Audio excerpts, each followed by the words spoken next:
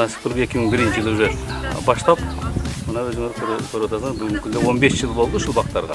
15 жылдан бери бул бак жөн болгон жок. Анан тем более Кара-Дара жеринде жазында 42 градуска чейин чыгып кетет. Көгөрүп калгандан кийин суулар, насостор бузулуп, ар түрдүү нерселер болот да. Анан ошондо кыйналганда, баягы акча булайча айтканда кыйналганда эмне кереги бар ушул ушул керек беле деген сөздөрдү конечно угасын. Өзүңнүн үй бүлөңдөн угасын, башкалардан. Эми алар деле баягы ушул даракты эккенеге уну көгөртүш керек, кургатып албайлык деген переживание да бардыгы. 5200 түп эккен мен өзүм. Азыр анын ичинен чоңоюп кетти.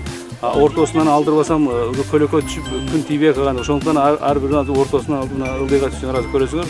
Bundan мына 10 жылдан бери уже түшүм алып, элдер 10 жылдан бери үйлөнүп калды. Жылдан жылга элдин дагы өзүнчө тажрыйбасы ачып, тере турган жаш балдар чыгып, аны упак кыла турган адамдар чыгып атат.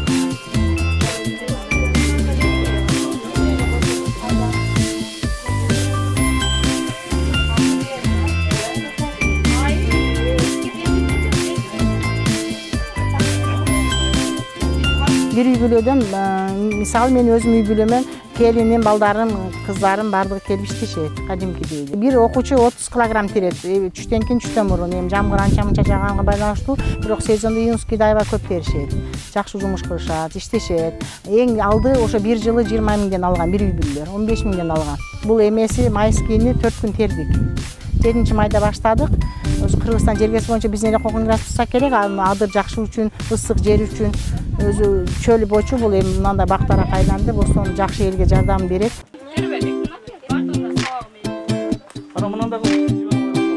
Өндүрүлгөн товарды Россия Федерациясына барат, эми эң негизгиси Россия Федерация Москвага кетет. Кара-Дарянын бүт эле адыры жайыт кылып эл пайдаланып келет. Эми ушунча жерде гана өз өшүрсөк, башка адамдар дагы кызмана жарымдагы коңшуларым, айылдагы элдер дагы уже баары эгишип, адырга уже көчөт кыла башташты.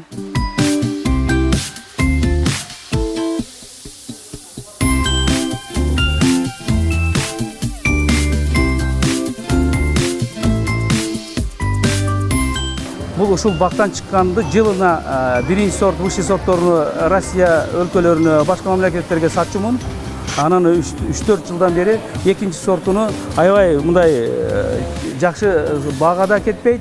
Экинчиден аны чирип да кетет. Мен жанагы күндүн астына кургаттым да, башка кылдым.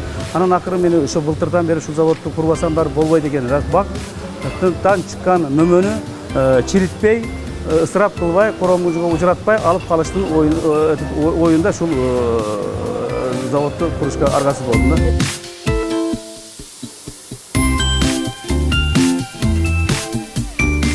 10 күндөн чирген чыган продукциябыз.